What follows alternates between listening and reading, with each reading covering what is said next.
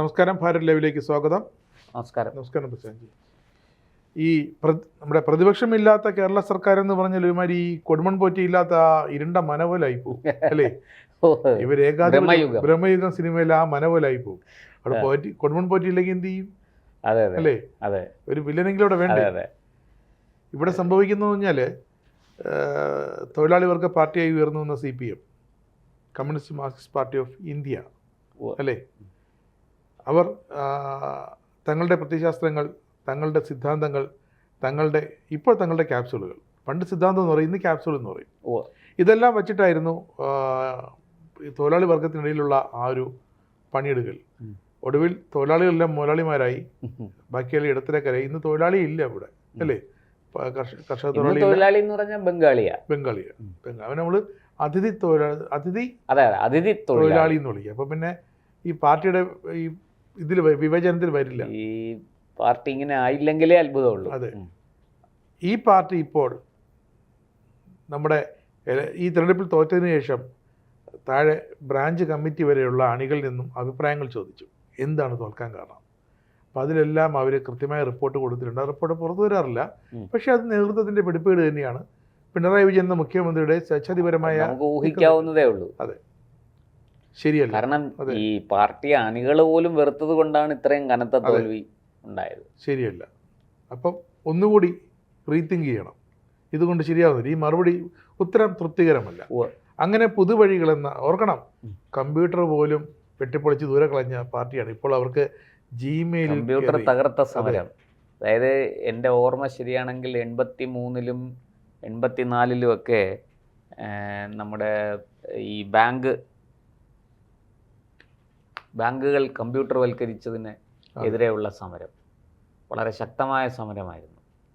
അത് അന്ന് നമ്മുടെ തിരുവനന്തപുരത്ത് എൻ്റെ ഓർമ്മ SBT, നമ്മുടെ പൂജപ്പുര പഴയ SBT പൂജപ്പുരയിലാണല്ലോ ഹെഡ് ഓഫീസ്. അവിടെ ഈ കമ്പ്യൂട്ടർ തല്ലിപ്പൊളിച്ചൊരു സമരം നടന്നിട്ടുണ്ട്. ഈ കമ്പ്യൂട്ടർ കേരളത്തിന് വേണ്ട. അതെ, അതായത് തൊഴിൽ തിന്നും ബഗൻ എന്നാണ് കമ്പ്യൂട്ടറിനെ അവർ വിളിച്ചിരുന്നത്. തൊഴിലാളികളുടെ തൊഴിലവകാശങ്ങൾ കവർന്നെടുക്കുന്ന പെട്ടി എന്നാണ് ഉദ്ദേശിച്ചത്. ഇന്ന് കമ്പ്യൂട്ടർ ഇല്ലാതെ ഇന്നതാ പുതുവഴികൾ. സഹാക്കന്മാരെല്ലാം ലാപ്ടോപ്പും പിന്നെ മറ്റേ പാഡും ഐപാഡ് ഇത് പിന്നെ മൊബൈല്, നമ്മുടെ ഈ ആൻഡ്രോയിഡ് അല്ലെങ്കിൽ ആപ്പിളിൻ്റെ മൊബൈല്, ഐഫോൺ ഒക്കെ ആയിട്ടാണ് നടപ്പ്. ഇപ്പോൾ ഈ അന്ന് കമ്പ്യൂട്ടറൊന്നും വേണ്ടെന്ന് പറഞ്ഞ അതേ പാർട്ടി സഖാക്കൾ ഇപ്പോൾ ഒന്നുകിൽ CPMൻ്റെ വെബ്സൈറ്റിലൊക്കെ അഭിപ്രായം പറയുക, അല്ലെങ്കിൽ പുതുവഴികൾ എന്ന ഒരു ജിമെയിൽ ID കൊടുത്തിട്ടുണ്ട്, ഇമെയിൽ ID. പുതുവഴികൾ, അതാണ് പുതിയ അതിൻ്റെ ക്യാപ്ഷൻ, വഴികാട്ടി. അതെ, അങ്ങനെ ഒരു ഇതും കൊടുത്തു, ഒരു വാട്സപ്പ് നമ്പറും പബ്ലിഷ് ചെയ്തു. ആ വാട്സപ്പ് ഈ അഭിപ്രായങ്ങൾ വന്നു നിറഞ്ഞ് ആ വാട്സപ്പ് മെറ്റയെ കൊണ്ട് ബ്ലോക്ക് ചെയ്യിപ്പിക്കേണ്ട അവസ്ഥ വന്നു. അതുകൊണ്ട് പുതിയൊരു നമ്പറുകൊണ്ട് ഇപ്പോൾ കൊടുത്തിരിക്കുകയാണ്. അത്രമാത്രം അഭിപ്രായങ്ങൾ ഇങ്ങനെ പൊതുജനം, അണികൾ എന്ന് പറയുന്നില്ല, പൊതുജനം ഇങ്ങനെ പാർട്ടി എങ്ങനെ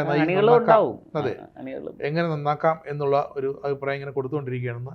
അതാണ് ഇപ്പോൾ മലയാളിക്ക് ഏറ്റവും നന്നായിട്ട് അറിയുന്ന ഒരു കാര്യം അതാണല്ലോ, ഫ്രീ ആയിട്ട് ഉപദേശം കൊടുക്കുക. ആരെ ഉപദേശിച്ചു കളയും നമ്മൾ. അതെ, ചുമ്മാ ഇരിക്കുമ്പോൾ നമ്മളെടുത്തൊരു 5 മിനിറ്റ് ആ ഉപദേശത്തിന് വേണ്ടി മാറ്റി വയ്ക്കും. അങ്ങനെ ഒരുപാട് ഉപദേശങ്ങൾ വന്നുകൊണ്ടിരിക്കുകയാണ്. ഒരു ചെറിയ ഉപദേശത്തിൻ്റെ ഒരു അല്പഭാഗം വായിക്കാം. വികസന പ്രവർത്തനങ്ങളിൽ LDF സർക്കാർ മികച്ചതായിരുന്നു, അത് ഏത് മേഖലയായാലും. പക്ഷേ അത് ജനമനസ്സുകളിൽ എത്തിക്കാൻ സർക്കാരിന് കഴിഞ്ഞില്ല. പിന്നെ നാട്ടിലെ പട്ടിക്കും പൂച്ചയ്ക്കുമായി ഇത് ഇവിടുത്തെ BJP-കാർ പറയുന്നതിന്റെ വേറൊരു ഭാഷയാണ്. എന്ന് വെച്ചാൽ നരേന്ദ്രമോദി ഒരുപാട് വികസന കാര്യങ്ങളൊക്കെ എത്തിച്ചു, പക്ഷേ ഇവിടുത്തെ BJP-ക്ക് അത് ജനങ്ങളിൽ എത്തിക്കാൻ പറ്റില്ല. ബാക്കി എല്ലാ സംസ്ഥാനങ്ങളിലും പറ്റിയേ, അതുകൊണ്ടാണ് അവിടെയൊക്കെ ഇവിടെ ഇവർക്ക് പറ്റില്ല. ഇത് സെയിം, അതായത് ഒരു നാണയത്തിന്റെ 2 വശം പോലെ എന്ന് നമുക്ക് വേണമെങ്കിൽ പറയാം. പട്ടി തിന്നയില്ല, പശുവിനെ തീറ്റിക്കുകയില്ല. പിന്നെ സോഷ്യൽ മീഡിയ പ്രചരണത്തിൽ നമ്മൾ പരാജയപ്പെട്ടു, മീഡിയ കൈകാര്യം ചെയ്തതിൽ പരാജയപ്പെട്ടു. സൈബർ ബുള്ളിങ് എന്തായിരുന്നു ഇവിടെ? അതായത് സത്യം പറഞ്ഞാൽ ഒന്ന് ആലോചിച്ചു നോക്ക്, കാഫിർ സ്ക്രീൻഷോട്ട് ഉണ്ടാക്കുക അല്ലേ? അന്വേഷണം നടക്കുകയാണ്. അതെ, ഞാൻ പറയണം, പ്രതികളെ പിടികൂടണം, ഒരു സംശയവും വേണ്ട, കൃത്യമായി ശിക്ഷിക്കണം. അതുപോലെ തന്നെ എതിരാളികളെ എന്തൊരു ഒന്ന് ആലോചിച്ച് നോക്കൂ. ആടിനെ പട്ടിയാക്കാൻ CPMൻ്റെ കഴിവ് സുവിദിതമാണ്. ആ CPMൻ്റെ കയ്യിൽ ഈ സൈബർ പോരാളികളെ കിട്ടിയാൽ, ഈ സൈബർ ഇടങ്ങളിൽ അവർക്കൊരു മേൽക്കോയ്മ ഉണ്ടായാൽ എന്തായിരിക്കും അവസ്ഥ? പവർ കട്ട്, എവിടെയോ കറണ്ട് പോയി എന്ന് പറഞ്ഞൊരു ഒരാൾ ഫേസ്ബുക്കിൽ പോസ്റ്റ് ഇട്ടപ്പോൾ ഒരു സൈബർ പോരാളി താഴെ എന്ന് പറയുന്നത് അത് പവർ കട്ടല്ല, അത് ലൈൻമാൻ ഫ്യൂസ് ഊരിയതാണ്. അമ്മാതിരി വരട്ടി ന്യായങ്ങളും പറഞ്ഞ ടീമാണ്. അതെ. എന്നിട്ട് അടുത്ത പറയുന്നത് മീഡിയ കൈകാര്യം ചെയ്ത് പരാജയപ്പെട്ടു. ഏത് മീഡിയയാണ് ഇവർക്കെതിരെ ശബ്ദം ഉയർത്തിയത്? അതെ, ഏത് മീഡിയയാണ് ഈ ഇടതുപക്ഷത്തിനെതിരെ ആഞ്ഞടിച്ചത് കേരളത്തിൽ? ഏത് മീഡിയ പേഴ്സൺ ആണ് ഇവർക്കെതിരെ പ്രവർത്തിച്ചത്? എല്ലാവരും ഇവർക്ക് വേണ്ടിയാണ് പ്രവർത്തിച്ചത്. എല്ലാം അവരുടെ ഹാൻഡിലുകൾ അവർ പറയുന്ന അതേ കാര്യങ്ങൾ. എന്നിട്ട് ജയിച്ചു കഴിഞ്ഞപ്പോൾ ഇപ്പൊ എല്ലാവരും നേരെ ഏതാനും പേരൊഴിച്ചു ബാക്കി എല്ലാവരും കൂടോടെ UDFന്റെയും VD സതീശന്റെയും പക്ഷത്തിലാണ്. സതീശൻ വാഴ്ത്തുകൾ, സതീശൻ വാഴ്ത്തുക്കൾ ഇപ്പൊ ഒരുപാട് കേൾക്കുന്നു. ഇങ്ങനെയായിരുന്നല്ലോ പഴയ മുഖ്യമന്ത്രി. VD സതീശന് ബുദ്ധിയുണ്ട്, അതുകൊണ്ട് VD സതീശൻ ഈ ഗിമ്മിക്കിലൊന്നും വീഴാൻ പോകും. അത് പിണറായി സഖാവ് അന്നൊരു ഉപദേശം കൊടുത്തിട്ടുണ്ടായിരുന്നു ഒന്നാം സർക്കാരിന്റെ കാലത്ത്, അവതാരങ്ങളെ സൂക്ഷിക്കണമെന്ന്. അതിപ്പോൾ സഖാവ് VD സതീശൻ ഞാൻ അക്കാര്യത്തിൽ അദ്ദേഹത്തിന്റെ കൂടെയാണ്. കാരണം അദ്ദേഹത്തിന് ബുദ്ധിയുണ്ട്. ഈ ഇങ്ങനത്തെ സാധനങ്ങളെല്ലാം അകറ്റി നിർത്തുകയാണ് വേണ്ടത്. പിന്നെ ഒരിക്കലും സോഷ്യൽ മീഡിയയെ കൈകാര്യം ചെയ്ത് പരാജയപ്പെട്ടു, മീഡിയ കൈകാര്യം ചെയ്ത് പരാജയപ്പെട്ടു എന്ന് പറയുമ്പോൾ ഈ MP ആകുന്ന ഞാൻ ഒരു വരി കൂടെ പറഞ്ഞോട്ടെ. ജനത്തിന് കാലണയുടെ പ്രയോജനം ചെയ്യാത്തൊരു വിഭാഗമായിട്ട് നമ്മുടെ ദൃശ്യമാധ്യമങ്ങളിലെ മാധ്യമപ്രവർത്തനം മാറിയിരിക്കുക. അത് മാറിയിട്ടുണ്ട്. പിന്നെ വിവരങ്ങൾ ഡെലിവറി ചെയ്യുക ആകാശവാണി പോലെ, അതിന്റെ വിശ്വാസ്യതയല്ല. അത് മാത്രമല്ല, ഒന്നാമത്തെ കാര്യം ഒരുപാട് പൊട്ട തെറ്റുകളാണ് പറയുന്നത്. അതായത് എന്താണ് ഒരു വാക്ക് ഇംഗ്ലീഷിൽ ഏതെങ്കിലും ഒരു നേതാവ് എന്തെങ്കിലും ഒരു കാര്യം പറഞ്ഞാൽ അത് മലയാളത്തിലേക്ക് ട്രാൻസ്ലേറ്റ് ചെയ്യുമ്പോൾ ആ പറഞ്ഞതിന് ഘടകവിരുദ്ധമായ ആശയമാണ്. അങ്ങനെ ചെയ്യാതിരിക്കാമല്ലോ, ഒന്നും സംയമനം പാലിച്ചാൽ മതിയല്ലോ. അല്ല, അത് പറ്റില്ലല്ലോ, നമുക്കത് പറ്റില്ലല്ലോ. ഞാൻ മണ്ടനാണെന്ന് നാട്ടുകാരെ വിളിച്ച് പറയാൻ മൗനം പാലിക്കുന്നില്ല, അവനൊന്നും അറിയില്ലെന്ന് പറയുന്നില്ലല്ലോ. അല്ലാതെ അവൻ പൊട്ടത്തരം പറയുന്നു പറഞ്ഞാൽ എന്ത് നാണക്കേടാണ്. അതെ, ഞാൻ വഴികാട്ടിയിലേക്ക്. അതെ, MP ആയിരുന്നു ഇപ്പോഴത്തെ MP ആയ രാജ്യസഭ MP ആയ നമ്മുടെ ജോൺ ബ്രിട്ടാസ്. അദ്ദേഹം ആരായിരുന്നു ഒന്നാം പിണറായി സർക്കാരിന്റെ കാലത്ത്? അദ്ദേഹത്തിന്റെ മീഡിയ ഉപദേഷ്ടാവായിരുന്നു അല്ലേ? അതെ, പ്രിൻസിപ്പൽ സെക്രട്ടറി റാങ്കിൽ അല്ലേ, മീഡിയ ഉപദേഷ്ടാവായിരുന്നു. MP നികേഷ് കുമാർ എന്തായിരുന്നു ഈ ഇലക്ഷൻ വരെയുള്ള ജോലി? AK സെന്ററിൽ ഇരുന്ന് അവിടെ ഇരുന്ന് ഒന്നാം പിണറായി സർക്കാരിന്റെ കാലത്ത് അന്ന് 2016 ഇലക്ഷനിൽ കിണറ്റിലിറങ്ങി കിണറേഷൻ എന്നുള്ള പേര് വാങ്ങിച്ചു. ആ രക്ഷാപ്രവർത്തനം അവിടെയായിരുന്നു. ഇപ്പോൾ രണ്ടാം പിണറായി സർക്കാരിന്റെ, അതായത് 21 ഇലക്ഷന് നികേഷ് ഇത്രയും മറനീക്കി പുറത്തു വന്നില്ല. പക്ഷേ 26 ഇലക്ഷന് നികേഷ് സമ്പൂർണ്ണമായിട്ടും ഈ എന്താ പറയുക CPIM ഫാക്ടറി ഇട്ടു, ക്യാപ്സൂൾ ഫാക്ടറി ഇട്ട് AK സെന്ററിനകത്ത് ഇരിക്കുകയായിരുന്നു. പക്ഷേ ഇപ്പോൾ ഒരു ട്രോള് ഞാൻ കണ്ടു സോഷ്യൽ മീഡിയയിൽ, അത് വൈറലായതാണ്. സ്വന്തം അച്ഛനെയും കുടുംബത്തെയൊക്കെ തകർത്ത, അതിനെ ഉപദ്രവിച്ച പാർട്ടിയെ ഒപ്പം നിന്ന് ഒറ്റുകൊടുത്ത് നശിപ്പിക്കാൻ ഇത്രയും ഭംഗിയായിട്ട് വേറെ ആർക്കും പറ്റില്ല. അതെ, പിന്നെ സാഹചര്യങ്ങളാണ്. അതെ, കാരണം നമ്മൾ ആ സിനിമയെ ലൂസിഫർ സിനിമയെ കണ്ടില്ലേ, അവസാനം പത്രത്തിന്റെ ചീഫ് എഡിറ്റർക്ക് രക്ഷയില്ലാതാകുമ്പോഴത്തേക്കും വന്ന് സഹായിക്കുന്ന ആരൊക്കെയാണ്, അതേ അവസ്ഥയാണ്. പിന്നെ വേറൊരു കാര്യം പറയുന്നുണ്ട് ഈ ആക്കത്തില്, സത്യത്തില് വഴികാട്ടി, അതായത് പെൻഷൻ കൊടുത്തിരുന്നവര്, ക്ഷേമ പെൻഷൻ കൊടുക്കാനായിട്ട് എത്തിയിരുന്ന കളക്ഷൻ ഏജന്റുമാരുണ്ട്. അവർ ഒരു മാസം 100 പേർക്കെങ്കിലും കൊടുക്കും. അവരുടെ വേതനം 40 രൂപയായിരുന്നു, ന്യായമായ തുക. പക്ഷേ അവർക്ക് 13 മാസത്തെ കുടിശ്ശികയുണ്ടായിരുന്നു. നമ്മുടെ ആരാധ്യനായ KN ബാലഗോപാൽ ധനമന്ത്രിയെ ചുമതലയേറ്റപ്പോൾ അതിന് വെട്ടി 25 രൂപയാക്കി. അത് തന്നെ, അതായത് ഏറ്റവും കുറച്ച് ശമ്പളം കൊടുത്തുകൊണ്ടിരുന്നത് ഈ ക്ഷേമ പെൻഷൻ വീട്ടിൽ കൊണ്ട് കൊടുക്കുന്ന ആ ഏജന്റുമാർക്കാണ്. അങ്ങനെ അവിടെ തുടങ്ങുന്നു പാർട്ടിയുടെ. അതെന്തിനാണെന്നറിയാമോ? അതിനകത്ത് വേറൊരു തട്ടിപ്പുണ്ട്. തട്ടിപ്പല്ല, അതിനകത്ത് വേറൊരു വലിയ ഒരു ഗൂഢ പദ്ധതിയാണത്. അതായത് ക്ഷേമ പെൻഷൻ വീട്ടിൽ കൊണ്ട് കൊടുക്കുമ്പം അവരോട് പറയും, അറിയാലോ തരുന്നതാരാണെന്ന് അറിയാലോ, ഇരട്ടച്ചങ്കൻ കാരണഭൂതൻ ക്യാപ്റ്റൻ ആണ്, അതുകൊണ്ട് നമ്മുടെ വോട്ടും അവിടെ ആയിരിക്കണം. ഇത് ഒരു തരത്തിലുള്ള ഭീഷണിയും സമ്മർദ്ദവും ചെലുത്താൻ വേണ്ടിയിട്ടാണ് ഈ പെൻഷൻ വീട്ടിൽ കൊണ്ടു കൊടുക്കുന്ന പരിപാടി. പക്ഷെ അവർക്ക് ശമ്പളം കൊടുത്തില്ല, അവിടെ ഈ പറയേണ്ടവരുടെ ശമ്പളമാണ് വെട്ടി. ഞാൻ ചോദിക്കട്ടെ രാജേഷ്, ഇത് പിണറായി സഖാവിന്റെ വീട്ടിൽ നിന്ന് കൊണ്ടുവന്ന് കൊടുക്കാൻ പറ്റുമോ? ഇവിടെ ഖജനാവിൽ ഉണ്ടെങ്കിലല്ലേ കൊടുക്കാൻ പറ്റൂ. ഇവിടെ നികുതി പിരിവ് എല്ലാം കുളവാക്കി കിട്ടേണ്ട പണം പോലും കിട്ടാതെ കേന്ദ്രത്തിൽ നിന്ന് വല്ലതും കിട്ടുമോ, കേന്ദ്രത്തിൽ നിന്ന് വല്ലതും കിട്ടുമോ എന്ന് പറഞ്ഞിങ്ങനെ അങ്ങോട്ട് നോക്കി ഡൽഹിക്ക് നോക്കി വായും പൊളിച്ചിരിക്കുന്ന അവസ്ഥയല്ലായിരുന്നു ഈ അവസാനത്തെ 5 വർഷം? പിന്നെ എങ്ങനെ ഇവർക്ക് ശമ്പളം കൊടുക്കും? ശരിക്കും ഈ കിഫ്ബിയുടെ പ്രവർത്തനം എങ്ങനെയാണ് അത് പ്രവർത്തിക്കുന്നത്, ആ യന്ത്രം എങ്ങനെ വർക്ക് ചെയ്യുന്നു ഇവർക്ക് മനസ്സിലായില്ല. 1-2 പേർക്ക് അതിനെപ്പറ്റിയുള്ള ഒരു ഒരു സാമ്പത്തിക സാങ്കേതിക ധാരണ വളരെ ലളിതമായിട്ട് തോമസ് ഐസക് എന്ന സാമ്പത്തിക വിദഗ്ധന്റെ ഈ കാര്യത്തിലുള്ള ആ മഹത്വം, അദ്ദേഹത്തിൻ്റെ ബുദ്ധി വൈഭവം, അദ്ദേഹത്തിൻ്റെ പ്രവർത്തന മികവ് ഒക്കെ നമ്മൾ പഠിക്കേണ്ടതാണ്.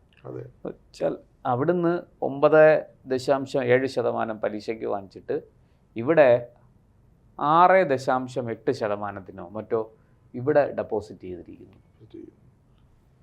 ഈ തലകുത്തനെ ഡെപ്പോസിറ്റ് തലകുത്തനെ ചെയ്തതുപോലെയാണ്.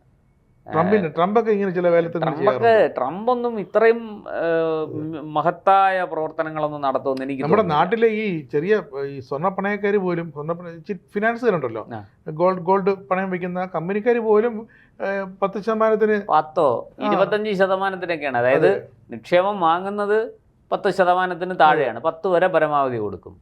എന്നിട്ട് അവര് ഗോൾഡ് ലോണിനൊക്കെ വാങ്ങുന്ന എത്ര 25-27% വെക്കുന്ന 3%, 4%-ാണ് സാധാരണ ബാങ്കുകളിൽ. അതുപോലും മനസ്സിലാക്കാതെ തിരിച്ച് ഇതുപോലെ കൊണ്ടുവയ്ക്കുക എന്ന് പറഞ്ഞാൽ അതൊക്കെ ഇടതുപക്ഷത്തിന് മാത്രം കഴിയുന്ന ചില പ്രവർത്തനങ്ങളാണ്. അതായത് 9.7% പലിശയ്ക്ക് വാങ്ങിയ കടം, ആ തുക ഇവിടെ കൊണ്ടുവന്ന് 6 ചില്ലറ ശതമാനം 8% എന്തോ അത് ഫിക്സഡ് ഡിപ്പോസിറ്റ് ചെയ്യുക. ഇതൊക്കെ ലോകാത്ഭുതങ്ങളിൽ ഒന്നാണ്. അദ്ദേഹത്തിന്റെ ഒരു കമന്റ് അടിക്കട്ടായിരുന്നു, നോട്ട് പണം വരും, നോട്ടടിക്കുന്ന റിസർവ് ബാങ്ക് നോട്ടടിച്ചു തരാം. എന്തായാലും എന്തുമാത്രം ബാലിശമായ ചിന്തകളാണ്. പുള്ളി PhD ഒക്കെ ഉള്ള ആളാണെന്ന്. അദ്ദേഹത്തിന്റെ അത്രയും അറിവൊന്നും നമുക്കാർക്കും ഇല്ല. അദ്ദേഹത്തെ പോലെയുള്ള മഹാന്മാരായ മനുഷ്യരെ കണ്ട് നമ്മളിങ്ങനെ എന്താ പറയാ. അതെ, എന്തായാലും CPM ഇപ്പോൾ ഒരു പൊതുജനങ്ങളിൽ നിന്ന് അഭിപ്രായം. എന്റെ ഒരു ചോദ്യം, ഞാൻ ചോദിക്കാൻ വന്ന ചോദ്യം, ഈ വഴികാട്ടിയുടെ അവസ്ഥ ഇപ്പൊ പൊതുവഴികൾ പറയുന്നവര് അത് വഴി മുടക്കിയിരിക്കുകയാണ്. വാട്സപ്പ് വഴി മുടക്കി. പക്ഷേ അവരിപ്പോ പറയുന്നത് ജനങ്ങൾ ഇങ്ങനെ അഭിപ്രായങ്ങൾ തന്നുകൊണ്ടിരിക്കുക, അഭിപ്രായങ്ങളുടെ തള്ളിക്കയറ്റം. അതായത് തൊഴിലാളി വർഗ പാർട്ടിയായ CPM-ന് ഇനി വേണ്ടത് എങ്ങനെ ഈ ന്യൂജൻ കാലത്ത്, ഈ ജെൻസി പിള്ളേരുടെ കാലത്ത് ഇതെങ്ങനെ പാർട്ടിയെ മുന്നോട്ട് കൊണ്ടുപോകാം, എങ്ങനെ ജില്ലാ ലോക്കൽ ഏരിയ കമ്മിറ്റി പിള്ളേർക്കൊന്നും ഇതിനൊന്നും അല്ല സമയം. ഈ ജെൻസി പിള്ളേരെ പിടിക്കാൻ വേണ്ടിയിട്ടാണ് മറ്റേ വേടനയൊക്കെ ഇറക്കിയത്. അതെല്ലാം ചീറ്റിപ്പോയി. വേണ്ട കല്യാണം കഴിപ്പിച്ചു കൊടുത്താൽ വിവാഹം നടത്തി കൊടുത്താൽ അതോടെ വേടന മാത്രമല്ല മറ്റേ ഫർഹാനും കല്യാണം നടത്തി കൊടുത്തിപ്പോ പിന്നെ അതിന്റെ ഏതാണ്ട് വിധി വരാറായി. അപ്പോൾ സംസ്ഥാന സെക്രട്ടറിയും പിന്നെ മുൻ വിദ്യാഭ്യാസ മന്ത്രിയും രാജ്യസഭാ MP-യും ഒക്കെ മധ്യപ്രദേശിലെ ഗോതമ്പുണ്ട തിന്നാൻ യോഗം ഉണ്ടെങ്കിൽ പിന്നെ അത് നമുക്ക് മാറ്റി വെക്കാൻ പറ്റത്തില്ല. അപ്പോൾ അങ്ങനെ ഈ കല്യാണം നടത്തലും ഒക്കെ അത് ഇവരുടെ കൂടപ്പറപ്പാണ്. പാർട്ടിക്ക് എങ്ങനെ വളരണം അല്ല, ഇനിയിപ്പോൾ ഒരുപാട് സമയമുണ്ടല്ലോ. കാരണം ഭരണത്തിൽ നിന്ന് മാറി അല്ലല്ലോ വേണ്ടല്ലോ, അല്ലലും മറ്റേ സങ്കീർണതകളും ആകുലതകളും ഒന്നുമില്ല. ഇനി നേരെ രാവിലെ എഴുന്നേൽക്കുക, പത്രം വായിക്കുക, പ്രതികരിക്കുക, പ്രസ്താവന ഇറക്കുക, പിന്നെ സെക്രട്ടേറിയറ്റിന് മുമ്പിൽ ഒന്ന് സമരം KGI വിളിക്കുക. അതൊക്കെ ഇനി എത്ര നടക്കുമെന്ന് കണ്ടു തന്നെ അറിയണം. കുറച്ച് SFI പിള്ളേരെ ഇതുപോലെ കൂട്ടി കിടന്ന് ബഹളം ഉണ്ടാക്കാൻ പറ്റും. അതിനപ്പുറത്തേക്ക് CPM എന്ന് പറയുന്ന പാർട്ടി നമ്മളൊന്ന് ആലോചിച്ച് നോക്കണം. 2001-2006 കാലത്ത് എന്തോരം സമരങ്ങളാണ് കണ്ടത് അല്ലേ? VS ഇങ്ങനെ കേരളം മുഴുവനും കത്തിപ്പടരുകയായിരുന്നു അല്ലേ? സത്യത്തിൽ അന്നും ഈ VS എന്ന് പറയുന്ന ഒരു ഒറ്റയാൻ, ഒരു കമ്മ്യൂണിസ്റ്റുകാരൻ, ഈ കേരളത്തിൻ്റെ മുഴുവൻ പ്രതിപക്ഷത്തിൻ്റെ ഊർജവും ആവാഹിച്ചുകൊണ്ട് ആഞ്ഞടിക്കുകയായിരുന്നു. സമര പോരാട്ടങ്ങളുടെ തീച്ചുളയിലേക്ക് എടുത്തു ചാടുന്ന VS-നെയാണ് നമ്മൾ കണ്ടത്. പക്ഷേ അന്നും ഈ VS-നെ എതിർക്കാനും VS-നെ താറടിക്കാനും ഒക്കെ നേതൃത്വം കൊടുത്തത് ഈ പാർട്ടിയും അന്നത്തെ പാർട്ടി സെക്രട്ടറി, ഇന്നത്തെ പ്രതിപക്ഷ നേതാവ്. നമുക്ക് നോക്കാം, 2001 തൊട്ട് 2006 വരെ VS നടത്തിയ സമര പോരാട്ടങ്ങളുടെ ചരിത്രം നമ്മുടെ മുന്നിലുണ്ട്. നമുക്ക് സഖാവ് പിണറായി വിജയൻ എന്ന പ്രതിപക്ഷ നേതാവിൻ്റെ പെർഫോമൻസ് എങ്ങനെയുണ്ടെന്ന് നമുക്ക് നോക്കാം. അതെ, എന്തായാലും ഈ സർക്കാരിൻ്റെ കാലത്ത് ഇച്ചിരി പാടുപെടുമെന്ന് തോന്നുന്നു. കാരണം VD സതീശൻ്റെയൊക്കെ ഓരോ മുഖ്യമന്ത്രിയുടെയൊക്കെ ഓരോ പോയിന്റുകൾ, ഓരോ നിലപാടുകൾ. സതീശൻ ഉരുളയ്ക്ക് ഉപ്പേരി പോലെ ചുട്ട മറുപടി കൊടുക്കാൻ കഴിയുന്ന ആളാണ്. പിന്നെ ഇപ്പോൾ ജയിച്ചു വന്ന പുതിയ പിള്ളേരൊന്നും മോശക്കാരല്ലെന്നേ. അതിനകത്ത് എൻ്റെ അഭിപ്രായത്തിൽ രാഹുൽ മാങ്കൂട്ടത്തിനെ കൂടെ ഇവർ മത്സരിപ്പിക്കണമായിരുന്നു. രാഹുൽ മാങ്കൂട്ടം ജയിച്ചു വന്നിരുന്നെങ്കിൽ സഭയിൽ കിടന്ന് വെള്ളം കുടിച്ചേനെ സഖാവ് പിണറായി വിജയനും കൂട്ടരും. എന്തായാലും ഒരു പ്രതിപക്ഷം ക്രിയാത്മകമായ പ്രതിപക്ഷം ആവശ്യമാണ്. ക്രിയാത്മക പ്രതിപക്ഷം കേരളത്തിൽ ഉണ്ടാവോ എന്നുള്ളത് നമുക്ക് കണ്ട് അറിയേണ്ടതാണ്. അതില്ലെങ്കിൽ അത് BJP-യുടെ 3 MLA-മാർ ജയിച്ചു വന്നിട്ടുണ്ട്, 3 പേര് ജയിച്ചു വന്നിട്ടുണ്ട്. അവര് സഭയിൽ ഇനി എങ്ങനെ, കാരണം അവരൊക്കെ പുതുമുഖങ്ങളാണ്, അവർക്ക് സംസ്ഥാന നിയമസഭയിൽ പ്രവർത്തിച്ച് പരിചയമില്ല BJP-കാർക്ക്. അപ്പോൾ ഇനി അവരെന്തൊക്കെ ചെയ്യും എന്തൊക്കെയാണെന്നുള്ളത് നമുക്ക് കണ്ടറിയാം. പിന്നെ ഈ CPM-നെ സംബന്ധിച്ചിടത്തോളം ഒന്ന്, മുന്നണിയിൽ തന്നെ വലിയ കെട്ടുറപ്പ് നഷ്ടപ്പെട്ടു കഴിഞ്ഞു. CPI-യും CPM-ഉം 2 തട്ടിലാണ്.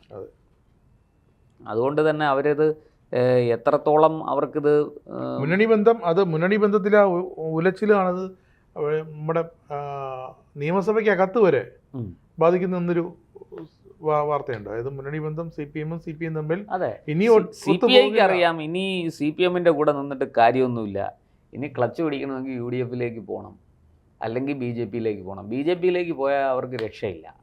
പക്ഷേ ഇപ്പോഴും ഈ നമ്മുടെ 2026 ഈ വമ്പൻ തോൽവിക്ക് കാരണമായ സംസ്ഥാന നേതൃത്വത്തിനെതിരെ ഒരു നടപടിയും പാർട്ടിയുടെ കേന്ദ്ര കമ്മിറ്റിക്ക് പോലും സാധിച്ചില്ല. അതുണ്ടാവില്ലെന്നേ, അതൊന്നും ഉണ്ടാവില്ല. പകരം പതുക്കെ അവർ ഈ പാർട്ടി നേതൃത്വം, ഒന്ന് പാർട്ടി തന്നെ ഒരു വശത്ത് ജീർണിച്ചൊരു വഴിയാവും, 2 പിണറായിയെ പോലെയുള്ള ആൾക്കാരെ അവരും പതുക്കെ, ഇനിയിപ്പോൾ ഒരു അടുത്ത തലമുറ കയറി വരുമല്ലോ, അവർ ഇവരെ അങ്ങ് പതുക്കെ സൈഡ് ലൈൻ ചെയ്യുകയും ഇവർ സ്വയം കഥാവശേഷരായിത്തീരുകയും ചെയ്യും. അതാണ് സംഭവിക്കാൻ പോണത്. അല്ലാതെ വേറെ പ്രത്യേകിച്ച് നമുക്കെല്ലാവർക്കും ഭാവിയിൽ നമ്മുടെ അടുത്ത തലമുറയ്ക്ക്, വരും തലമുറകൾക്ക് കേരളത്തിൽ ഇങ്ങനെ കമ്മ്യൂണിസ്റ്റ് ഭരണം ഉണ്ടായിരുന്നു, 1956 ശേഷം ഐക്യ കേരളം രൂപീകരിച്ചതിന് ശേഷം നടന്ന ആദ്യത്തെ തെരഞ്ഞെടുപ്പിൽ സഖാവ് EMS നമ്പൂതിരിപ്പാടിൻ്റെ നേതൃത്വത്തിൽ 1ാം കമ്മ്യൂണിസ്റ്റ് മന്ത്രിസഭ കേരളത്തിൽ അധികാരത്തിലെത്തി എന്നൊക്കെ നമ്മളിപ്പോൾ പഠിച്ചില്ലേ. നമ്മളൊന്നും അന്ന് ജനിച്ചിട്ടില്ല. നമ്മൾ അതിനുശേഷം 10-20 വർഷത്തിന് ശേഷമാണ് നമ്മൾ ജനിക്കുന്നത്. അതുപോലെ ഇത് ചരിത്രത്താളുകൾ, നമ്മൾ തന്നെ എത്രയോ രാജാക്കന്മാർ, എത്രയോ രാജവംശങ്ങൾ, അതൊക്കെ അന്യം നിന്ന് പോയ ചരിത്രം ഒക്കെ നമ്മൾ പഠിക്കുന്നു. അധികാരമൊഴിഞ്ഞു അവർ പോയി. അതുപോലെ ഇതും അങ്ങനെ അങ്ങ് ചരിത്രത്തിൻ്റെ വിസ്മൃതിയിൽ എഴുതി ചേർക്കപ്പെട്ടു. എന്തായാലും ജനത്തെ കേൾക്കാത്തതിന് തോറ്റ പാർട്ടി എന്ന് CPM അല്ലെങ്കിൽ ഇടത് പാർട്ടി സമ്മതിച്ചിരിക്കുന്നു. അപ്പം ഇനി അങ്ങോട്ട് പോകുമ്പോൾ ഈ ജനമിനി എങ്ങനെ പാർട്ടിയെ മുന്നോട്ട് കൊണ്ടുപോകാനുള്ള പുതിയ ജെൻസി നിർദ്ദേശങ്ങൾ കൊടുക്കും എന്നൊരു പ്രതീക്ഷ മാത്രമാണ് CPM-നുള്ളത്. എന്തായാലും നമുക്ക് കാത്തിരുന്ന് കാണാം. അതെ, ഇനി എന്തൊക്കെയാണ് CPM ജെൻസിയെ വിഴുങ്ങുമോ, ജെൻസി CPM-നെ വിഴുങ്ങുമോ എന്നുള്ളത് അത് നമുക്ക് കാത്തിരുന്ന് കാണാം.